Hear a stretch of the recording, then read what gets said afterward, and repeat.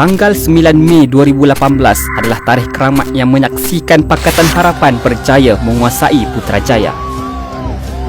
Ia dianggap satu kejayaan besar bagi gabungan Parti Bersatu, PKR, DAP dan PAN mengalahkan Kerajaan Barisan Nasional yang dilihat telah korup dan penuh dengan skandal rasuah. Hakikatnya, majoriti umat Islam dan Melayu merasakan tarikh itu adalah titik mula sejarah hitam bagi Malaysia.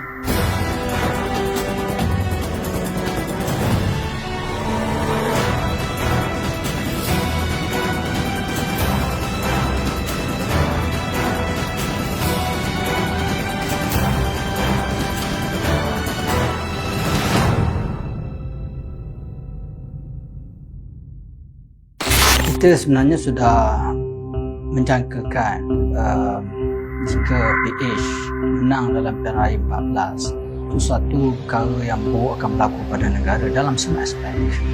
Ini berdasarkan kajian kita terhadap ideologi yang dibawa oleh parti DAP terutamanya dan juga ideologi yang dibawa oleh pemimpin di dalam PKR itu sendiri. Jelas apabila berlaku dalam pilihan raya 14, apa yang kita jangkakan itu dari segi liberalism, dari segi kita kata peleburan identiti bangsa, penghinaan terhadap agama dan pemikiran-pemikiran yang parat yang menaikkan isu-isu yang bertentangan dengan Islam seperti LGBT dan sebagainya itu benar-benar berlaku. Ibarat keluar dari mulut buaya, masuk ke mulut harimau. Itulah keadaan sebenar yang berlaku. Bahkan lebih teruk lagi, ketika berkempen, mereka berjanji kedudukan Islam dan Melayu tidak akan disentuh.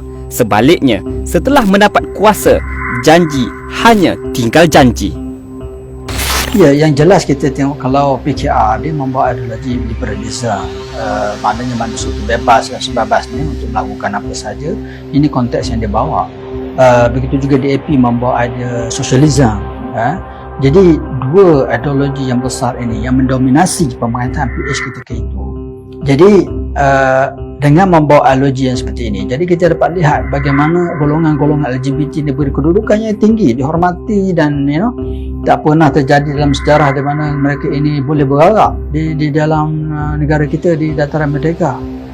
Tidak pernah berlaku dalam negara kita ini penghinaan terhadap agama, terhadap bangsa, terhadap budaya kita pun, termasuk tulisan pun. Ini semua melihatkan bagaimana mereka kerakusan mereka untuk menghapuskan identiti bangsa dan juga agama dan status negara kita ini begitu jelas. Saya rasa ini satu benda yang sangat menggusarkan kita ketika itu dan ramai rakyat, alhamdulillah orang Melayu terutamanya tiba-tiba tersentak dan melihat perkara ini. Maka sebab itu kita mampu menggerakkan rakyat untuk bersatu dan akhirnya usaha kita itu dimakbulkan oleh Allah Subhanahu Wa Taala. Akhirnya mereka jatuh sendiri. Akibat tidak tahan dengan pelbagai isu melibatkan maruah Islam dan Melayu yang bertali arus, akhirnya satu himpunan digerakkan oleh Sekretariat Ummah yang ketika itu dipimpin oleh Tuan Haji Aminuddin. Objektif utamanya ialah membantah hasrat kerajaan meratifikasi Konvensyen Antarabangsa mengenai penghapusan segala bentuk diskriminasi kaum atau ICED yang antara kandungannya ialah memberikan kebebasan untuk bertukar agama bagi umat Islam.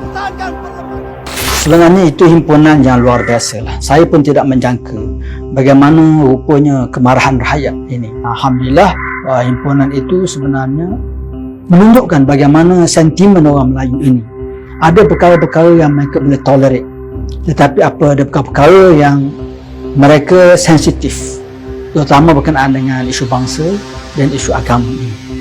Jadi perkara inilah bagi saya satu petanda bagaimana akhirnya himpunan itu bukan saja mengubah pendirian kerajaan terhadap ICED, tetapi akhirnya terus mengubah kerajaan.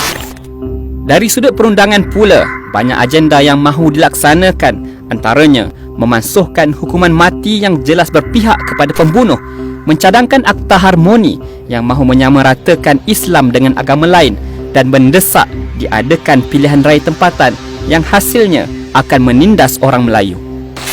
PH juga gagal dalam aspek pentadbiran negara apabila kerap membuat pusingan U, menjual aset penting negara, membuat pendakwaan terpilih dan sebagainya. Kalau kita tengok banyak bukti-buktinya, macam saya katakan tadi, banyak kes-kes. Saya ingat tak kurang daripada 6 kes yang dilepaskan tanpa bicara. Kes Rafizi Ramli, kes Lim Guan Eng, pelbagai lagi yang dibebaskan selepas saja AG baru dilantik, iaitu Tommy Thomas. Yang paling klasik of course Lim Guan Eng tanpa bicara sekalipun. Begitu juga berlaku pelepasan kepada pembunuh adib ini yang telah ditangkap oleh polis. Telah ada justifikasi, ada evidence, tetapi dia lepaskan. Begitu juga kita kata penjualan aset-aset negara yang begitu strategik, di mana yang dikatakan sebagai integrity, transparency yang mereka lakukan selama ini. Sedangkan itu semua adalah antara aset strategik negara yang dimiliki oleh negara, akhirnya terlepas.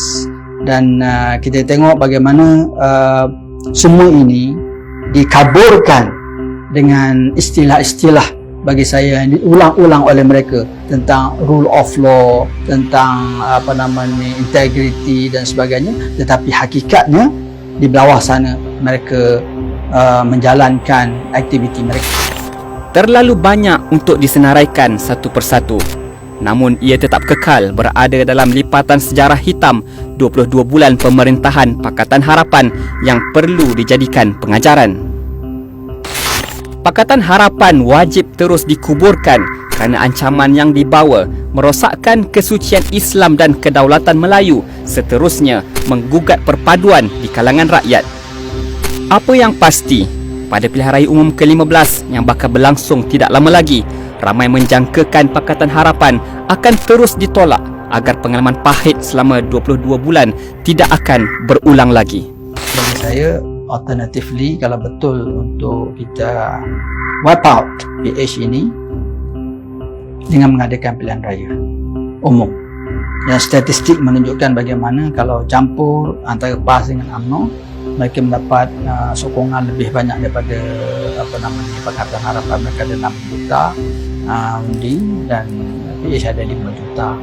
Dan dalam statistik yang dibuat itu, mereka boleh mendapat lebih daripada 30 kursi dia boleh dirampas balik daripada Pakatan Harapan. Dan dengan sentimennya dia sekarang ni, dengan kebencian yang meluak-luak orang Melayu, tambah pula apabila Tun ini menghina macam-macam orang Melayu, bacol dan sebagainya, saya rasa peluang untuk menjadi betul-betul kerajaan Melayu dengan 2/3 majoriti itu cerah untuk PRU15. Dan kalau itu kita dapat dengan syarat bahawa Pakatan Nasional ini mempunyai agenda yang jelas terhadap perjuangan untuk menaikkan bangsa dan agama.